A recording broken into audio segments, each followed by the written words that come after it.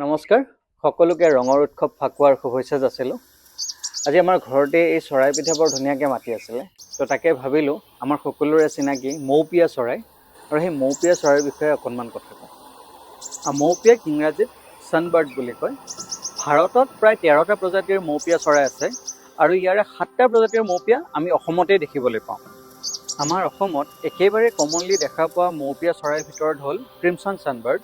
আৰু এই মৌপিয়া চৰাইটোৰ মতাবিধৰ ৰং মূৰৰ পৰা বুকু আৰু পিঠিলৈকে ৰঙা হয় আৰু পেটৰ পৰা নিজলৈকে মটীয়া আৰু সেউজীয়া ৰঙৰ হয়। আৰু ইয়াৰে মাইকীবিধৰ ৰং সেউজীয়া মটীয়া ৰঙৰেই হয়। অসমত আৰু এবিধ মৌপিয়া চৰাই পোৱা যায়, যাৰ ইংৰাজী নাম পাৰ্পল ছানবাৰ্ড। আৰু এই পাৰ্পল ছানবাৰ্ডৰ যিবিধ মতা, সিহঁত দেখিবলৈ গাঢ় বেঙুনীয়া ৰঙৰ হয় আৰু মাইকীবিধৰ ৰং অকণমান পেল গ্ৰীনিছ কালাৰেই হয়। আন এবিধ মৌপিয়া চৰাই আমাৰ অসমত সচৰাচৰ দেখিবলৈ পোৱা যায়, এবিধ হ'ল ৰুবি চিক ছানবাৰ্ড।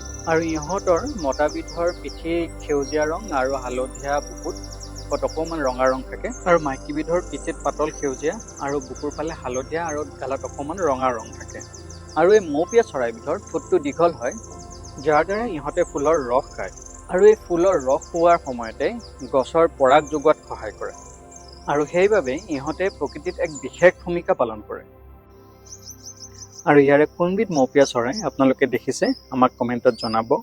আজি আমাৰ এই মৌপিয়াৰ ভিডিঅ'টো চাই আপোনালোকে যদি ভাল পালে তেন্তে লগৰবিলাকৰ লগত শ্বেয়াৰ কৰিব আৰু এনেকুৱা ধৰণৰ ভিডিঅ' পাই থাকিবলৈ আমাক ফ'ল' কৰিব। ধন্যবাদ।